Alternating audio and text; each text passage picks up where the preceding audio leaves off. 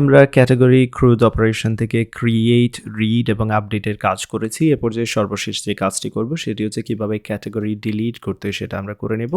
Definitely একটি স্ল্যাগের মাধ্যমে আমরা ক্যাটেগরিকে ডিলিট করব। তো চলুন আমরা কাজ শুরু করে দিই। ভেরি সিম্পল কাজ এবং ডেফিনিটলি এটা আমরা খুব সহজেই করতে পারবো।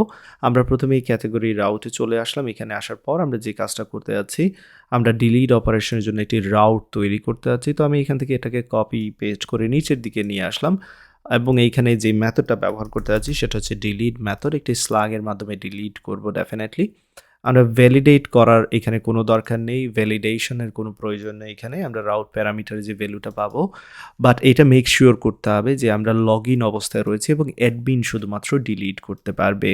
তো এখানে হ্যান্ডেল ডিলিট ক্যাটাগরি নামে একটি কন্ট্রোলার তৈরি করতে যাচ্ছি। ডেফিনেটলি কন্ট্রোলারে চলে আসবো। অলরেডি আপডেট ক্যাটাগরি যেটা রয়েছে সেটাকে আমি কপি পেস্ট করে নিচের দিকে নিয়ে আসলাম এবং এইখানে হ্যান্ডেল ডিলিট ক্যাটাগরি নাম দিয়ে দিচ্ছি এবং এটাকে ডেফিনেটলি যে কাজটা করতে হবে এক্সপোর্ট করে দিতে হবে। তো আমি এখানে এক্সপোর্ট করে দিলাম। এবার এটাকে আমরা ইম্পোর্ট করে নিতে পারি এই জায়গায় হ্যান্ডেল ডিলিট ক্যাটাগরিকে। পারফেক্ট। তো এবার আমাদের একটি এন্ড পয়েন্ট রয়েছে যার মাধ্যমে আমরা কি করতে পারবো, ডিলিটের কাজ করতে পারবো। বাট আমাদের কন্ট্রোলারে আসলে যা যা করার দরকার আমরা কিন্তু সব কিছু এখনো পর্যন্ত কন্ট্রোলারে ইমপ্লিমেন্ট করিনি। তো আমরা যে কাজটা করব, ডিলিট করার জন্য অবশ্যই একটি সার্ভিস প্রথমে তৈরি করে নেব, আমরা যেমনটা অলরেডি সোফার অনেকবারই করেছি।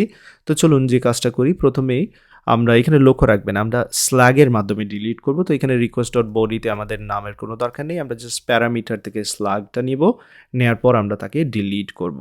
তো ডিলিট করার জন্য সার্ভিস তৈরি করতে যাচ্ছি। আমি এখানে গেট ক্যাটাগরিকে কপি করে ঠিক নিচের দিকে এই জায়গায় আমি চলে আসলাম এবং এইখানে ডিলিট ক্যাটাগরি দিয়ে দিচ্ছি। তো চলুন নামটা চেঞ্জ করে দিলাম। এবার এটাকে এক্সপোর্ট করে দিচ্ছি, এখান থেকে এক্সপোর্টও করে দেওয়া হলো। বাট ডিলিট ক্যাটাগরির কাজ কিন্তু কমপ্লিট হয়নি।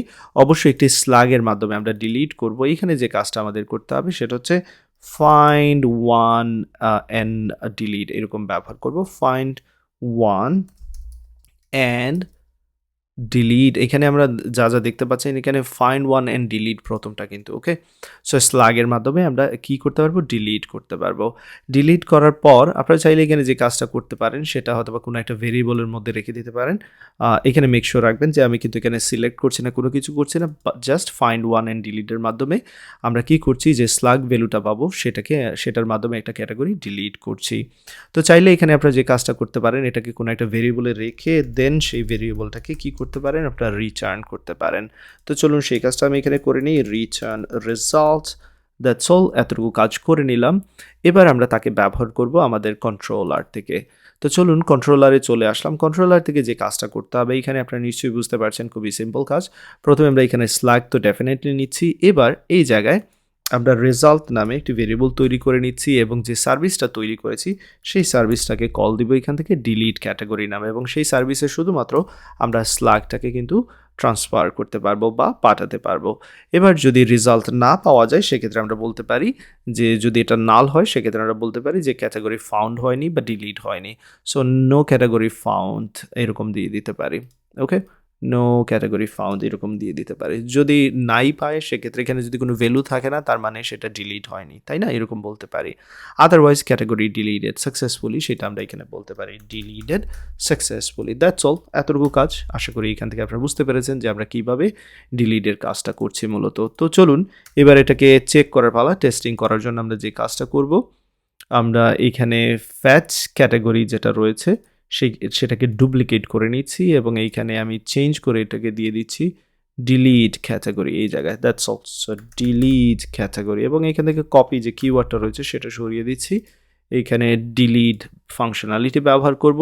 এবার আমি যদি স্যান্ডে ক্লিক করি, এখানে অ্যাক্সেস টোকেন নট ফাউন্ড দেখাচ্ছে কারণ আমরা লগ ইন করিনি। সো লগ ইন করে নিলাম, ডিলিট করার চেষ্টা করছি, নো ক্যাটাগরি ফাউন্ড। সো এই নামে আসলে কোনো ক্যাটাগরি খুঁজে পাইনি। তো চলুন আমরা দেখে নিই কী কী ক্যাটাগরিজ রয়েছে। আমি ক্যাটাগরিজে আবারও চলে আসলাম, এইখানে রিফ্রেশ করে দেখে নেব।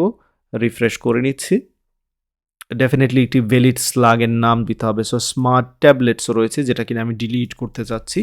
তো সেই জন্য আমি এখানে স্মার্ট ট্যাবলেটস দিয়ে দিচ্ছি এবং এবার যদি আমি ডিলিট করার চেষ্টা করি, ক্যাটাগরি ডিলিটেড সাকসেসফুলি দেখাচ্ছে। এবার যদি এখানে আমি রিফ্রেশ করে আপনাদের দেখাই তাহলে দেখতে পাবেন আগে 2টি ক্যাটাগরি ছিল, এবার কিন্তু এখানে একটি দেখাচ্ছে।